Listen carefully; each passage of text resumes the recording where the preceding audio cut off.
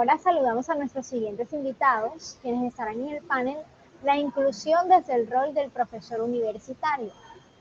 Claudia Santo Domingo, docente de la Cátedra Pensamiento Administrativo CESA, con experiencia en el sector corporativo, en consultoría para servicios de educación, en la industria de tecnología, en el diseño e implementación de estrategias de formación, inspiración y movilización en liderazgo para organizaciones y jóvenes.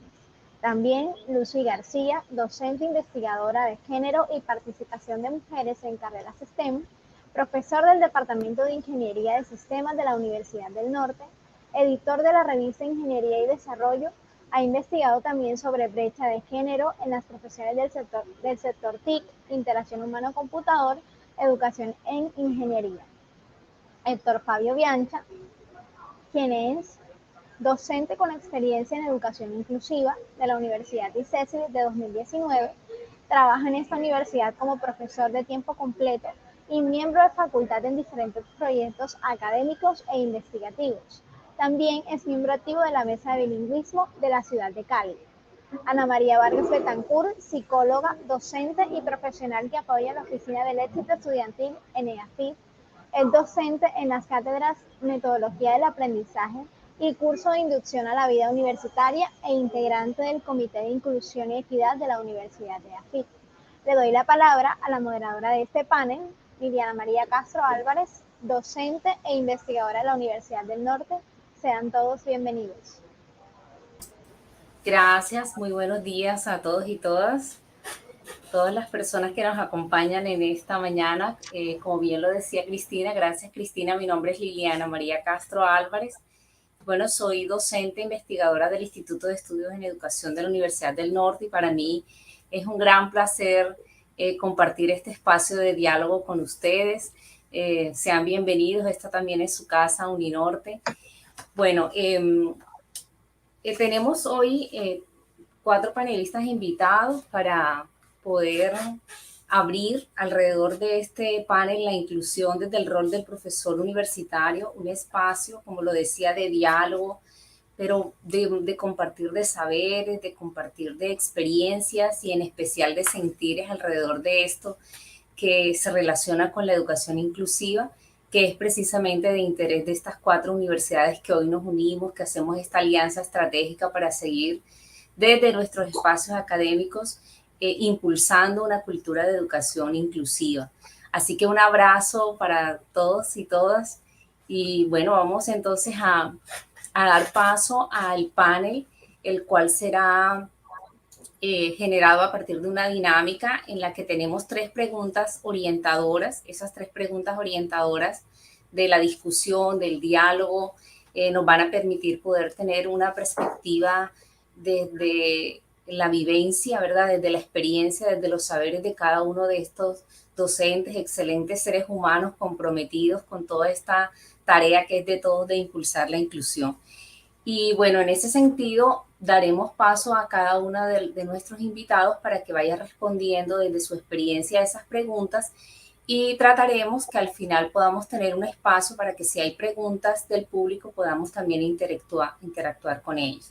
Entonces, buenos días Héctor, Claudia, Ana María y gracias a David Osorio por la interpretación. Muy amables. Si quieren saludar al público, entonces les doy la voz para que lo hagan. Hola, muy buenos días a todos y a todas. Un gusto estar aquí compartiendo esta experiencia y esta oportunidad. Gracias. Bueno, buenos días desde acá, desde Bogotá, a todas las personas que hoy nos están escuchando y bueno, tener un gran espacio de filosofar y generar conciencia. Gracias, Claudia. Muy buenos días a todos y a todas. Un placer estar en este espacio donde podamos compartir acerca de nuestra experiencia y pensar en torno a la educación inclusiva. Un placer. Muchas gracias, Ana María. Bueno, entonces podemos ir con la misma persona que iniciemos, podemos luego seguir en la misma dinámica las preguntas. Bueno, nuestra primera pregunta orientadora se plantea de la siguiente manera. Desde su campo profesional, buenos días, bienvenida. Muy buenos días. ¿Cómo estás, Lucy? Buenos días.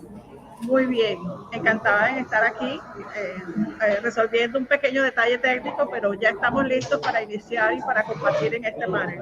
Tranquila, Lucy, no te preocupes, todas esas barreras se superan. Bienvenida. Bueno, les decía que íbamos a hacer, Lucy, el diálogo a través de 3 preguntas orientadoras en las que cada uno pues, podrá intervenir desde su experiencia y al final dejamos un espacio para que el público los pueda, pues, digamos, interpelar alrededor de esa respuesta. La primera es, desde su campo profesional y rol docente, ¿qué buenas prácticas ha liderado orientadas a la promoción de la educación inclusiva y cuáles son las lecciones aprendidas a partir de dichas prácticas? Si quiere podemos iniciar con el caballero esta vez. Claro que sí. ¿Me escuchan bien sin problema?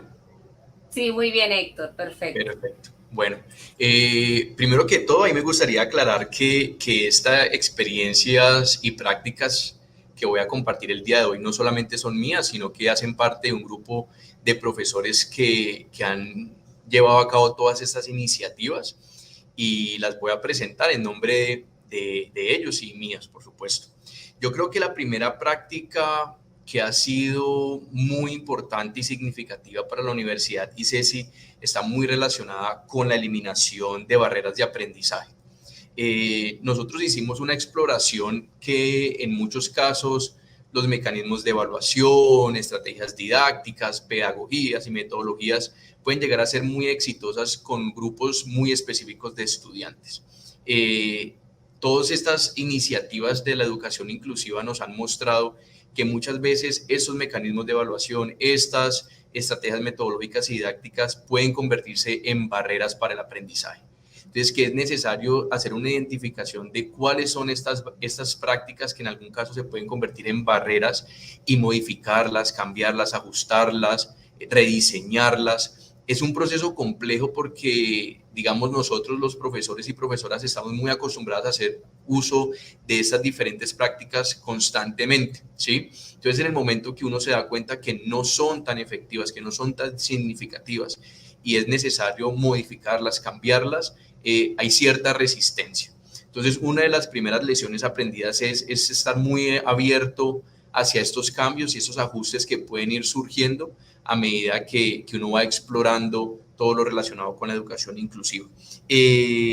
Una de las grandes lecciones que nosotros hemos aprendido aquí en la Universidad ICESI está muy relacionada con centrarse en la persona. Nosotros tenemos 2 casos muy específicos de estudiantes invidentes y los 2 casos son completamente distintos, completamente diversos. Las estrategias que funcionan para un estudiante no necesariamente han funcionado para el otro estudiante. Entonces, sí sentimos que centrarse en la persona es vital para que funcionen estos procesos de educación inclusiva. Y el tercer elemento que me gustaría resaltar está muy relacionado con el desarrollo de capacidades y competencias específicas. Normalmente se asume que los estudiantes van a desarrollar todas las competencias de igual forma, de igual manera, de igual alcance. Y en el transcurso se da cuenta uno que realmente hay competencias, hay capacidades que son mucho más importantes para la persona, para el estudiante. Entonces, potencializar esas capacidades y esas competencias en muchos casos ha sido crítico para ver un compromiso mucho más alto de parte del alumnado, de los profesores y de las personas. Muchísimas gracias, Héctor. Le doy la palabra a Claudia. Bueno, buenos días. Como decía Héctor, más allá de que sea la práctica del profesor que hoy está, uno viene en representación de la universidad y de muchos profesores. Hace 4 años yo hago parte del CESA y cuando llego al CESA me encuentro con una institución diferente. Yo soy egresada de AFIT de Administración de Negocios y ha sido muy chévere porque me ha parecido que la inclusión, más allá de hablar que es de la brecha entre hombres y mujeres, de hablar de temas de afro, de hablar de comunidad indígena, discapacidad, LGBT, es como empezamos a entender la diversidad de pensamiento, cómo empezamos a fomentar ese pensamiento crítico en cada estudiante. Y esto viene muy acompañado como de esa transformación educativa, donde empezamos a dejar de ser repetidores de información, como muy al estilo de la revolución industrial, y empezamos a generar nuevas dinámicas de generar empresa, porque al final desde la empresa estamos también aportando al país. Entonces, algunas prácticas que hoy en el CESA llevamos a cabo dentro del aula de clase es una metodología muy al estilo socrática a través de las preguntas, donde si bien los salones que nos permiten poder tener mesas redondas o formarnos en forma de U también facilitan mucho la interacción, y eso también hace la cercanía, que creo que también lo hablaban ahorita y lo hablaban en el panel anterior, como la cercanía del profesor con el estudiante, que al final es el reflejo y el espejo que vemos en la empresa, del líder con su equipo. Entonces, ¿cómo empezamos a entender que si estamos en esta metodología a través de las preguntas, permitiendo que cada estudiante se sienta libre en expresar su manera de pensar, porque al final eso es de donde viene, porque a pesar que seamos todos afro, cada persona afro tiene un pensamiento diferente. Si somos comunidad LGBT, cada persona va a tener un pensamiento diferente. ¿Y cómo empezamos a fomentar desde el CESA el entendimiento que la acción individual tiene repercusión en ese colectivo? También hay mucho donde vamos, y ahorita Héctor lo decía, y era centrarse en la persona, y es centrarnos en el ser.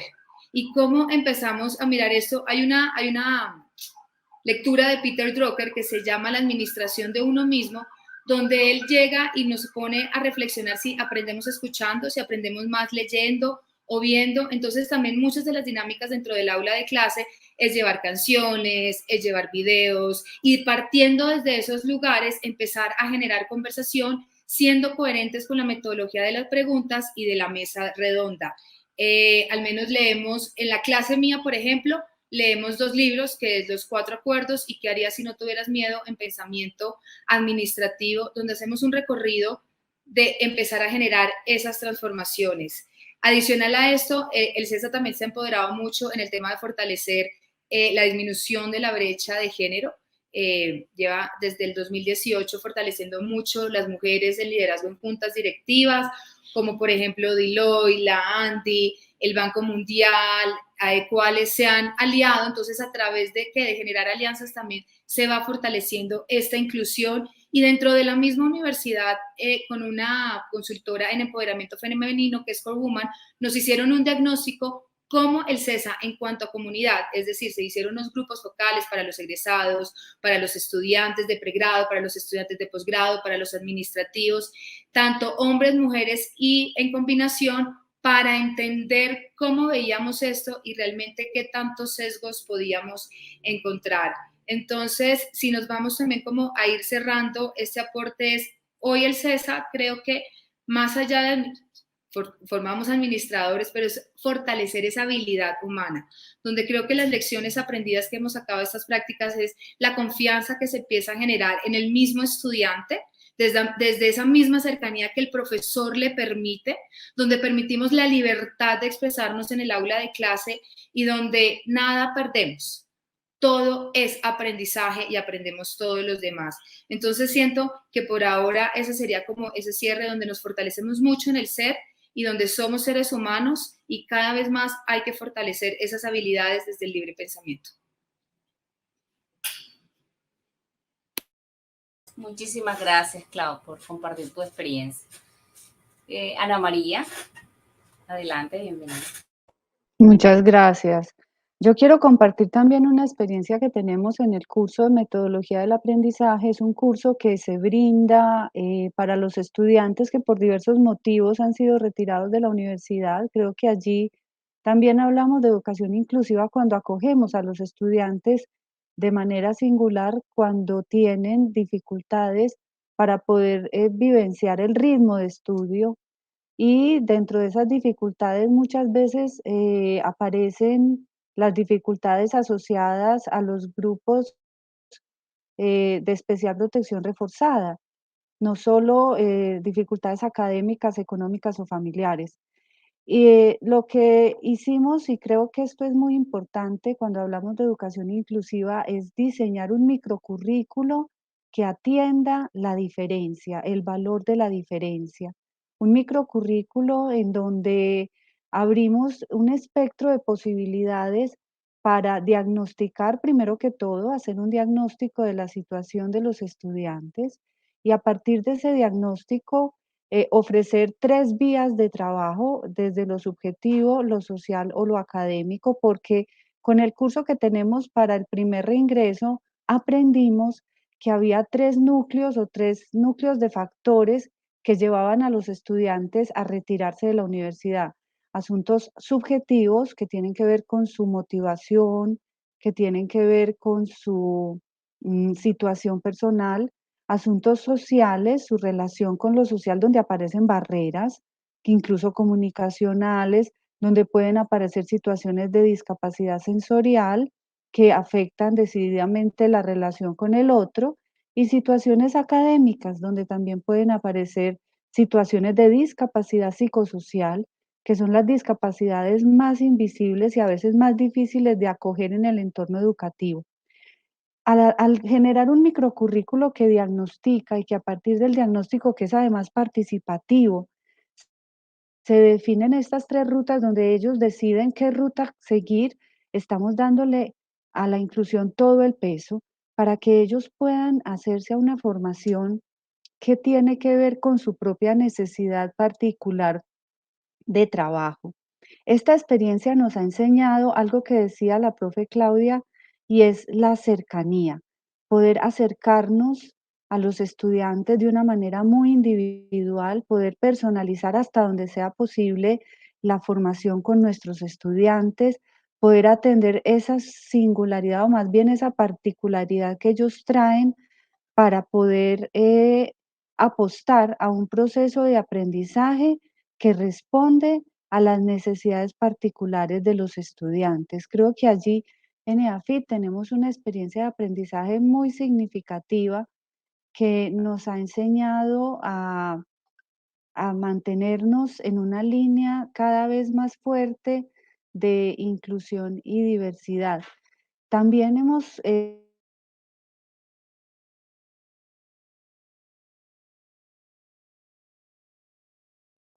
y diversidad.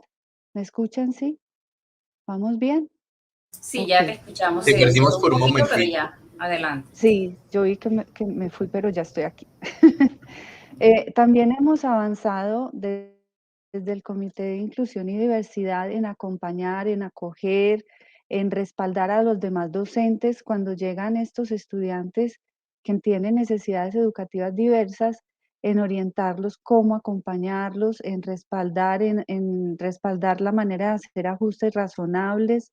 En fin, creo que lo que estamos buscando es justamente diversificar de tal forma que podamos acoger la diferencia. Creo que esa es la gran lección que estamos aprendiendo en la Universidad de AFID, acoger lo diferente para que los resultados de aprendizaje, que sabemos no son negociables, estén al alcance de esas diferencias. Muchas gracias, Ana María. Bueno, damos paso a la compañera de Uninorte. Bienvenida. Lucy. Sí.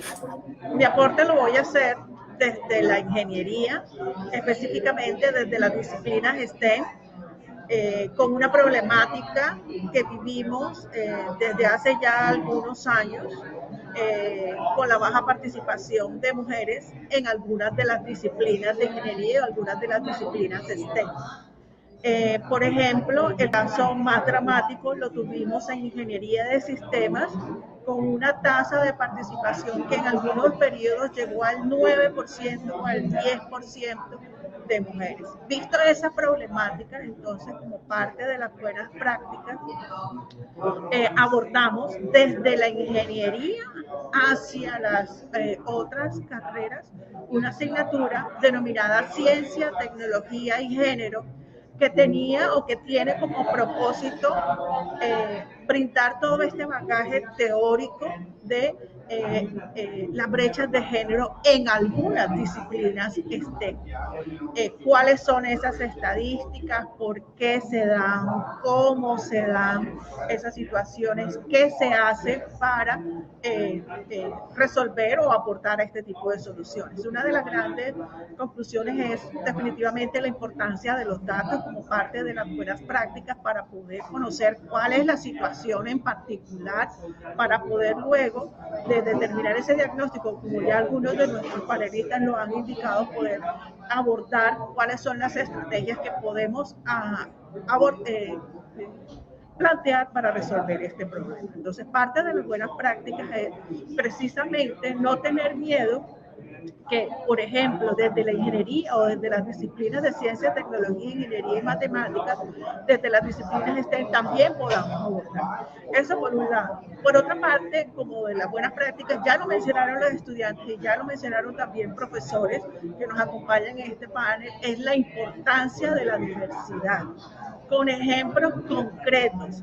Por ejemplo, desde la empresa, cómo se están desarrollando una gran cantidad de proyectos que intentan dar espacio a todas las competencias dentro, por ejemplo, desde la empresa, pero podemos buscar muchos ejemplos, como desde la naturaleza, como la naturaleza es diversa y eso hace que permita adaptarse a diferentes entornos y a diferentes problemas. Como las empresas están buscando equipos diversos precisamente porque hay mayor posibilidad de resolver problemas, hay más formas de ver el problema y por ende muchas más soluciones. Esa es como una de las partes de las buenas prácticas y es brindar a los estudiantes ejercicios, ejemplos concretos de por qué es importante la diversidad y qué ganamos con la diversidad. En uno de los proyectos que nosotros hicimos para población con síndrome Down, un videojuego en matemáticas básicas, recuerdo mucho, ya los estudiantes también lo mencionaron, y es que no hay dos iguales. Esa frase tan bonita nos ayudó a nosotros, primero, a entender y comprender la importancia del lenguaje, de dominar los objetos y las cosas y las personas y los diferentes síndromes con un término preciso. Eso por un lado. Y por otro lado, nos dio a nosotros la posibilidad que el videojuego desarrollado para población síndrome Down realmente aportaba a diferentes tipos de poblaciones porque no todos los niños aprenden igual. Entonces, eso también ocurre con la brecha de género. ¿Qué ganamos toda la sociedad, hombres y mujeres, con mayor diversidad? Podría resumir en esa parte lecciones aprendidas, buenas prácticas y lecciones aprendidas. Muchísimas gracias, Luz. Bueno, voy a tratar de después de cada pregunta ir haciendo como un breve resumen de lo que ustedes han planteado y quisiera iniciar destacando cómo es de importante que cada uno de ustedes ha hecho referencia a las experiencias en un marco de trabajo de equipo, que es algo que precisamente destacamos mucho en esa construcción de una comunidad inclusiva, en la que lo que hacemos realmente es poder orquestar el aprendizaje alrededor de esos contextos donde pues se ubica el escenario educativo como tal. Así que me parece que es un aporte importante de cada uno de ustedes y de sus equipos. Y lo otro es una gran apuesta a ofrecer unas respuestas pertinentes para el ser, pues valorándolo desde las distintas dimensiones, ¿verdad?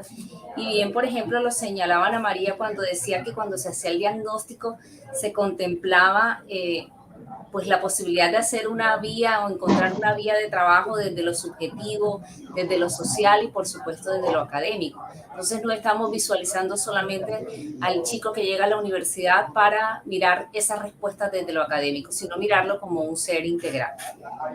E importante, señalaba también Héctor, la eliminación de las barreras, que es precisamente de las más importantes que habría que abordar, y ustedes le han apostado a eso, o por ejemplo, esa comprensión de los distintos pensamientos a los que hacía referencia Claudia, que son muy importantes porque independientemente de que se pertenezca a un colectivo humano, tenemos una singularidad, tenemos una particularidad, como bien ustedes lo han destacado.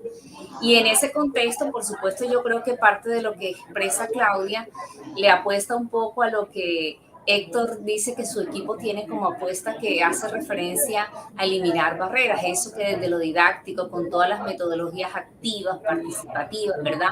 O por ejemplo, a pensar el escenario educativo con una apuesta desde lo curricular, como lo dice Lucy, o sea, le hemos apostado a generar una asignatura alrededor de la cual estamos revisando un fenómeno, cuáles son los factores que están incidiendo para que ese fenómeno se esté comportando de la manera como se está comportando, qué es lo que ocurre, pero además cuáles son las soluciones.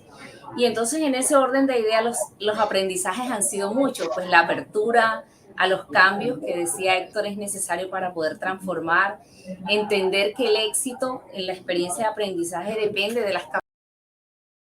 Ana María hacía mucho énfasis cuando hablaba también de una respuesta educativa que sea pertinente, pero que acompañe también desde lo pedagógico para que si es necesario hacer, como ella bien lo señalaba, unos ajustes razonables también se logren hacer. Y la importancia del reconocimiento de la diversidad que reafirmaba Lucy, ¿verdad? Y que lo decía comprenderlo desde la práctica. Hay una frase que yo utilizo mucho y es que el atleta se entrena en la arena.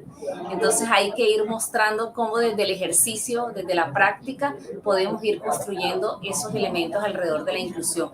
Así que me parece que son unas experiencias muy enriquecedoras y que en este compartir van a servir mucho porque nos vamos primero validando en términos de lo que vamos haciendo, pero también complementando para ir generando nuevas experiencias.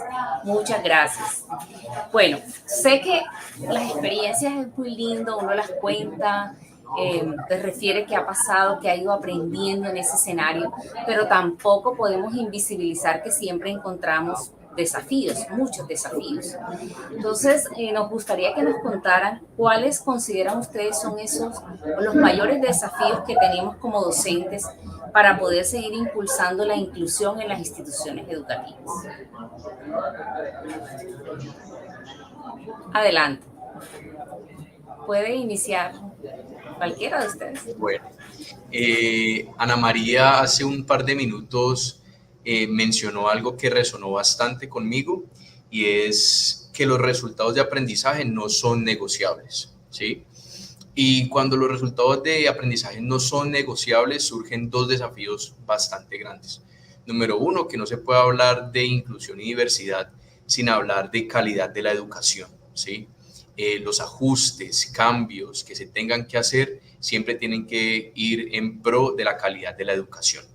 Y el número dos es que no se pueden lograr estos resultados de aprendizaje o esos objetivos de aprendizaje sin involucrar, sin promover la participación de todo el alumnado y todo el profesorado. Y en muchos casos es complejo, ¿sí? No solamente por el profesorado, sino también por el alumnado. Y yo creo que para lograr esta calidad de educación, hablando de inclusión y diversidad, es vital contar con todo el profesorado y con todo el alumnado en las diferentes instituciones. Esos son mis dos grandes desafíos. Muchas gracias, Héctor. Adelante, Ana María.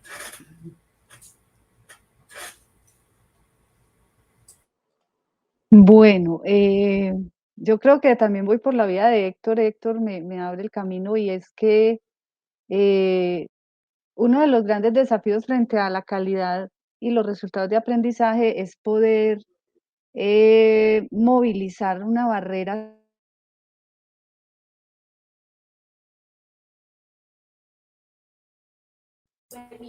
Ana Aquí María, volví. te detuviste Hola. en un momento, sí, te detuviste en un Sí, momento. pero aquí estoy otra vez. Adelante. Sí. Y es un gran desafío es poder movilizar el paradigma tradicional de educación, de que lo mismo para todos no es lo que sirve. Lo mismo para todos no aguanta. Voy a decirlo en ese término así muy coloquial. No ha sido fácil construir un microcurrículo inclusivo, no ha sido absolutamente fácil. Ha sido algo que ha tenido que ser muy discutido, que ha tenido que ser comprobando y demostrando con hechos, poder desafiar un poco los paradigmas tradicionales y movilizando el concepto de calidad también, o sea, mostrando que calidad no es la rigidez, que rigidez no es sinónimo de rigurosidad, empiece por ahí. Creo que ese es un gran desafío, que rigidez no es sinónimo de rigurosidad. Ese es uno de los grandes desafíos que tenemos con la educación inclusiva, el paradigma tradicional, si no es que es el más grande. Y otro gran desafío tiene que ver con los chicos, que los chicos no asuman el lugar de víctimas, que entiendan que pueden tener limitaciones, que todos las tenemos, es que nadie está exento de limitaciones, pero que ellos son capaces a su ritmo y que también son responsables desde su propio lugar. Puede que los habite una limitación diferente a la de otros, pero eso no los exime de responsabilidad. O sea, que ellos también asuman su responsabilidad dentro de su propio contexto social y particular. Creo que ahí hay otro gran desafío que tenemos dentro de la educación inclusiva.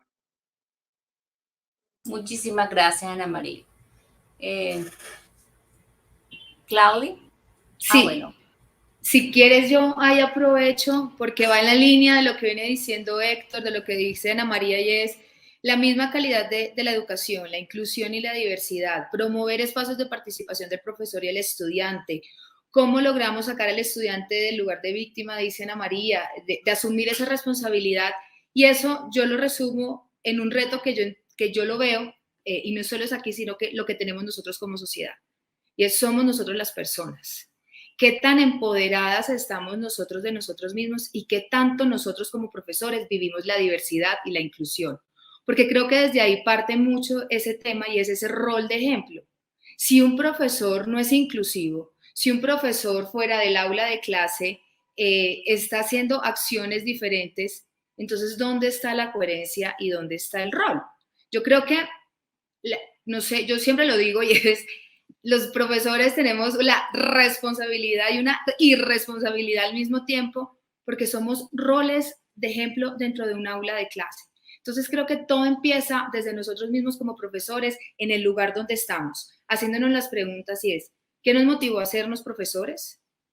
¿Cuál es esa vocación y ese propósito y el proyecto de vida que tenemos de querer acompañar a otros estudiantes, a otras personas? Porque al final siento que nosotros no somos más y no sabemos más. Simplemente tenemos un conocimiento diferente a ellos y una experiencia diferente que venimos a transmitirle a través de herramientas. Entonces siento que el gran reto empieza con preguntarnos a los profesores quién soy, para qué estoy en el aula y qué tan inclusivo soy yo mismo con la diversidad.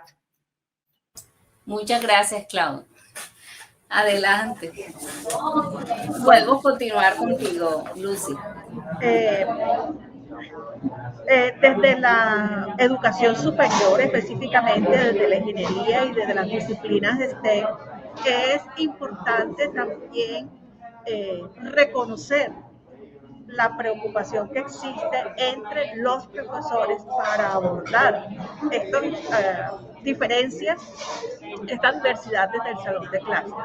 Y el desafío lo veo más por el lado de la necesidad de cumplir con los indicadores de producción desde la academia, desde la investigación, que, por ejemplo, en el caso de la ingeniería y desde las disciplinas STEM, pareciera que no contemplaran estos esfuerzos y este tiempo que se debe invertir para, por ejemplo, si yo tengo ya mi currículo, mi programación debidamente planificada, al momento de llegar a la clase encuentre un salón que requiere unos elementos distintos, que requiere no por cuanto a la temática y los resultados de aprendizaje, sino a los medios y a las estrategias y a los métodos por los cuales vamos a desarrollar esto. Esto a su vez requiere una inversión de tiempo adicional que no se contempla en ninguno de los indicadores de producción de los docentes.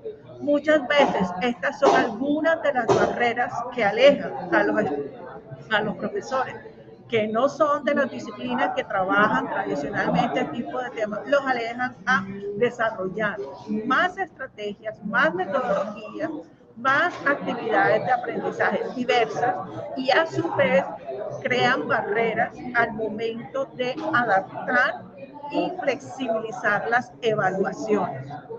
¿Por qué? Porque es mucho más fácil hacer una evaluación estandarizada, la misma para todo el mundo, con las mismas características, califico rápido, si es de opción múltiple mejor, y eso me da una ganancia en tiempo que después puedo invertir para esas actividades y esos indicadores de producción que debo cumplir para demostrar que soy un profesor de calidad. Entonces allí yo veo un problema de coherencia entre las metas que nosotros tenemos que cumplir, los indicadores que tenemos que cumplir, más la importancia de algunas actividades. Algunas voces toca decir, bueno, el indicador de producción va a quedar ahí y yo me voy a centrar en lo importante, que son los estudiantes, que es la generación futura, que es lo que nosotros tenemos que fortalecer para salir adelante como sociedad. Pero eso implica también un riesgo muy grande, y es que más adelante yo no pueda seguir cumpliendo con esa misma labor. Entonces ahí hay un balance muy difícil que hay que lograr. Muchísimas gracias, Lucy. Bueno, creo que es muy evidente en la postura de cada uno de ustedes respecto a esos desafíos, cómo precisamente son las barreras las que están generando o pautando dichos desafíos, ¿verdad? Por un lado, pues hay una tensión, como bien lo señala Lucy, alrededor de lo que se pide, lo que desde la academia en términos de cada una de las funciones sustantivas se debe alcanzar, que por supuesto, como bien lo señala Héctor, en ningún momento podemos ir en detrimento de la calidad de la educación, es decir, nos toca seguir buscando esa calidad de la educación, ¿verdad? Por supuesto, bajo la premisa de que hay que flexibilizar el currículo y como bien lo señala Ana María, no significa entonces rigidez, ¿verdad? Que rigidez no es rigurosidad, pero que sí hay que hacer un proceso de flexibilización que dé esa respuesta y que por supuesto creo que ahí hay unos elementos importantes que señalaba Ana María, que los destacaba también Claudia, alrededor primero de la concienciación de los estudiantes de que tienen unas capacidades, de que deben creer en sus habilidades y que eso les va a impulsar para el alcance de sus metas, no solamente desde el plano académico, sino también personal y, bueno, por supuesto, profesional. Y sin duda alguna, el rol del ejemplo del maestro, asumiendo la inclusión como una filosofía de vida, se convierte en un motor, ¿verdad?, en un modelo a seguir que nos permite poder seguir trabajando alrededor de esto. Y bueno, de paso cumplir con esos indicadores que la academia nos está planteando, como lo decía Lucy. Muchísimas gracias. Bueno, creo que ustedes mencionaban en algún momento, y creo que Lucy lo decía ahí un poco al final, cómo los docentes de una u otra manera demandan unas necesidades de fortalecimiento porque están muy preocupados por todo este tema. Yo quiero, además de que entendemos nosotros que la diversidad es el marco amplio o el enfoque paraguas de referencia para la inclusión, no podemos tampoco desconocer que muchos docentes experimentan temor en el ejercicio de su práctica pedagógica, ¿verdad? Cuando al recibir en el aula a estudiantes que hacen parte de grupos, de diversos grupos poblacionales que nosotros reconocemos como históricamente han sido excluidos, ¿verdad? Se les ha negado la posibilidad de participar de las experiencias educativas. ¿Qué recomendaciones le darían ustedes a esos docentes que están experimentando esa sensación de temor frente a poder ubicarse en el plano educativo con estudiantes de estas poblaciones diversas que han sido excluidos? Claudia y Ana María lo mencionaron en la primera pregunta que abordamos, y es para mí, para nosotros en ICESI, centrarse en la persona y acercarse a la persona, sin importar las experiencias, las prácticas que se hayan llevado a cabo. El profesorado debe acercarse al alumnado, debe conocerlo. Esto nosotros hemos identificado que ha sido un factor crucial, a pesar que cada semestre nos reunimos y compartimos las buenas prácticas y lo que funcionó, lo que no funcionó. Siempre arrancamos con la necesidad de acercarse a la persona, ¿sí? antes de asumir cualquier cosa, antes de acercarse a la persona, conocer a la persona, establecer un contacto con la persona y a partir de allí ya uno comienza a perderle ese miedo y ese temor que mencionabas, Liliana. Muchísimas gracias, Héctor. Lucy, vamos a darle esta vez a Lucy la palabra. Seguido. Gracias. Bueno, mi consejo más va orientado a no estresarse y dar paso a paso. Por ejemplo, los que no tenemos experiencia y apenas nos estamos aprendiendo y formando sobre la importancia de la diversidad, de la inclusión, de las estrategias, de las normas, de las políticas, de las leyes, de las experiencias. Hay mucho que aprender, pero creo que la confianza en la experiencia que tenga cada profesor y mi consejo sería ir paso a paso, no tratar de abarcar demasiados aspectos dentro del curso. Estoy hablando de educación superior y estoy hablando de disciplinas de STEM, pero no abordar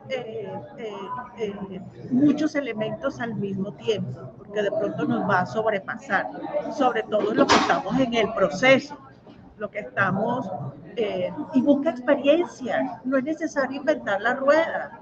Hay muchas experiencias, por ejemplo, es increíble la cantidad de iniciativas que se han hecho en todo el mundo y en Colombia para incrementar la diversidad de género en las carreras STEM. Apóyate en esas experiencias y ves dando paso a paso. Lo que algún profesor decía por ahí, los baby proyectos. Ese es mi consejo. Muchas gracias, Lucy. Ana María. Y ya vamos finalizando. Luego Claudia. Va por la misma vía de Lucy. Dos cosas, formarse y conversar. Formarse a través de la conversación. Una de las, los docentes universitarios nos formamos en su gran mayoría a través de la experiencia, es lo que se llama una formación artesanal. Y creo que esta no es la excepción. Conversar con nuestros colegas, con los colegas que tienen mayor experiencia, sobre todo los que más le han apostado a la educación inclusiva. Creo que es una experiencia o una fórmula, entre comillas, la palabra fórmula, por supuesto, que puede ser muy valiosa. Formarse con ellos, conversar con ellos, pero sin desestimar, por supuesto, también las distintas formaciones académicas. Hay ya muchos diplomados, hay muchas experiencias formales donde podemos formarnos, valga la redundancia, en este tema de la educación inclusiva. Ya es un tema al que podemos acudir en muchas formas, entonces creo que formación y conversación son las palabras clave para poder acceder a mayor apertura frente a la educación inclusiva. Muchas gracias, Ana María. Bueno, y cerramos con Claudia. Bueno, creo que aquí va a sonar un poquito repetido lo que dije con la anterior respuesta, pero yo soy muy partidaria de la frase que dice Gandhi: sé el cambio que queremos ver en el mundo. Y creo que más allá de profesores, somos seres humanos. Y Ana María lo dijo, es conocimiento más experiencia. Y eso nos da la sabiduría. Entonces creo que es soltar el miedo a ser vulnerables, es soltar el miedo a muchas cosas que a veces nos podemos equivocar como profesores y que soltemos ese miedo a no ser perfectos para nuestros estudiantes, porque yo creo que si empezamos a soltar todos estos paradigmas mentales, todas estas limitantes, vamos a empezar a hacer una nueva sociedad. Creo que desde el CES hay algo que nos decimos mucho, hay un grupo, cada año desde el 2018, hacen un encuentro de docentes donde Ana María hacemos eso, es sentarnos en la zonita de café, es preguntarnos cuáles son esas prácticas. Cada vez que yo voy a la cafetería, yo me siento con Gerardo, el de Derecho, oiga, ¿usted cómo va? ¿Cuáles tiene? ¿Cómo vas con eso? O sea, entender que también con los profesores somos seres humanos y que si uno tiene un PhD y el otro no tiene un PhD, no importa, porque al final es regresar a la esencia y es para qué somos docentes hoy. Y creo que si empezamos a recordar que somos humanos, pero que hay un propósito de estar al servicio para ellos, la inclusión empieza por nosotros mismos. Muchísimas gracias, Clau. Bueno, yo creo que ha sido una excelente invitación y reflexión, muy sencilla. Además, me encanta que han dicho cosas muy importantes. Primero, no olvidar que nos centramos en el ser humano, en que nos tenemos que acercar, que ese acercamiento afectivo es bien importante, que las experiencias deben ser espontáneas, no forzadas, que hay que establecer un diálogo de saberes, que hay que escuchar, que hay que creer en las capacidades, que hay que reconocer la experiencia y el conocimiento. Y decía Clau algo muy importante, soltar el miedo.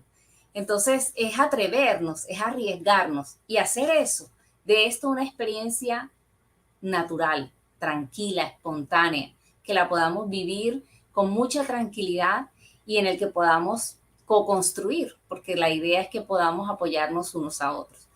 Bueno, muchísimas gracias por haber compartido con nosotros este espacio. Un abrazo gigante y bueno, ánimo para seguir trabajando alrededor de todas esas propuestas e iniciativas. Un abrazo grande. Hasta luego y gracias. Que estén muy bien. Chao. Gracias, un Chao. gusto.